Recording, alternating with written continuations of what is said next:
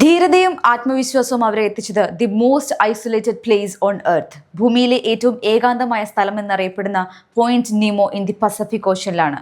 കടുത്ത കാലാവസ്ഥയും കടലും അതിജീവിച്ച ഇന്ത്യൻ നേവി ഓഫീസർമാരായ lieutenant commander Dilna K, lieutenant commander Roopa A എന്നിവർ INSV തരിണിയിലേറി point Nemo, oceanic pole of inaccessibility എന്നറിയപ്പെടുന്ന മഹാസമുദ്രത്തിലെ ഏറ്റവും ഒറ്റപ്പെട്ട പ്രദേശം മറികടന്നിരിക്കുകയാണ്. ഇത് ഇന്ത്യൻ നാവികസേനയുടെ അതിസാഹസികമായ നാവിക സാഗർ പരികർമ്മ 2 ദൗത്യത്തിന്റെ ഭാഗമാണ്.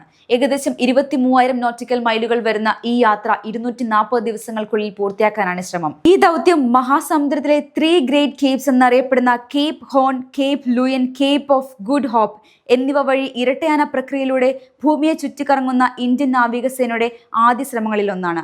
ഇതെല്ലാം വിജയകരമായി പൂർത്തിയാക്കാൻ അസാധാരണ ഫിസിക്കൽ ഫിറ്റ്നസ് ആൻഡ് മെന്റൽ അലർട്ട്നെസ്സും ആവശ്യമായതുകൊണ്ട് തന്നെ 3 വർഷത്തെ കഠിന പരിശീലനത്തിന് ശേഷമാണ് 2024 ഒക്ടോബർ 2 ഇരുവരും സാഹസിക യാത്ര ആരംഭിച്ചത്. ഇവരുടെ വിജയഗാഥ നമ്മെ പഠിപ്പിക്കുന്നത് manifest it, chase it and do it എന്നാണ്. ഇതുപോലുള്ള കൂടുതൽ വീഡിയോസിനായി ഞങ്ങളുടെ ചാനൽ സബ്സ്ക്രൈബ് ചെയ്യാൻ മറക്കരുത്.